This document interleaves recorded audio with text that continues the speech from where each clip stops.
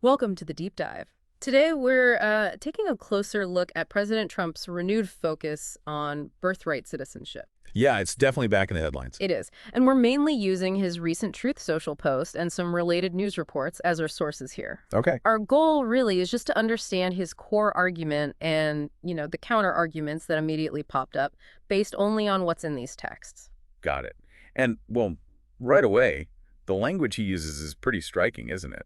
Especially for something as established as birthright citizenship. Oh, absolutely. That Truth Social post pulls no punches. Yeah. He actually calls the U.S. a stupid country over this. Wow. Yeah. And he claims the 14th Amendment's citizenship part was only ever meant to cover the babies of slaves right after the Civil War. That's specific historical context. Exactly.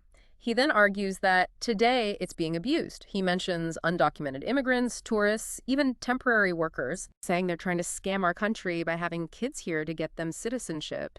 He even talks about people traveling here just to give birth. Right, this sort of birth tourism idea. Yeah. And he ties this all into what he calls dysfunctional immigration policies. He does. Paints a picture of America being laughed at by drug cartels and, well, tourists exploiting the system. And he really hammers that timing point, 1866, post-Civil War, Yeah. arguing it has nothing to do with current immigration. Precisely. And as the news reports point out, this isn't just rhetoric, is it? His administration actually tried this before. They did. They pushed for an executive order to deny citizenship to babies born to non-permanent residents. But that got shut down pretty fast. Judges in Maryland, Massachusetts, Washington, they all blocked it. Which really highlights how strong the current legal understanding is. I mean, that quick judicial pushback suggests a pretty solid consensus on the 14th Amendment's application. Definitely.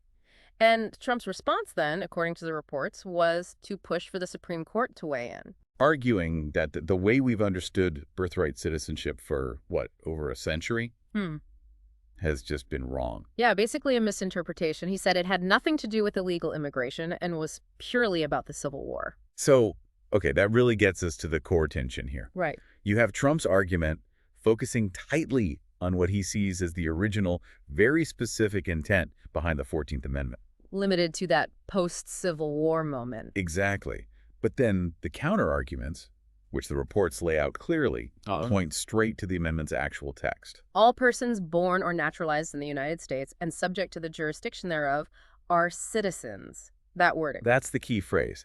And a legal expert cited argued Trump's take isn't just historically questionable, but it kind of ignores the plain language. Yeah, the reports emphasize that courts have time and again upheld birthright citizenship for anyone born on U.S. soil. It doesn't matter what the parent status is. Right. They acknowledge the post-Civil War context, obviously, but the established legal view is that the amendment was written broadly for a reason. To establish a clear, universal principle of citizenship after such a divisive period. Precisely. To make sure former slaves were citizens, yes, but also to set a broad standard moving forward. That's how courts have consistently read subject to the jurisdiction thereof. It means subject to U.S. laws, basically. Okay, so summarizing then, we've got Trump's view, 14th Amendment, narrow historical purpose, versus the established legal view, based on the broad text, upheld by courts for ages. That's the crux of it. And it leaves us, and you listening, with a really interesting question to mull over. Well, when you think about historical context versus how society changes, how should we interpret fundamental legal principles like this?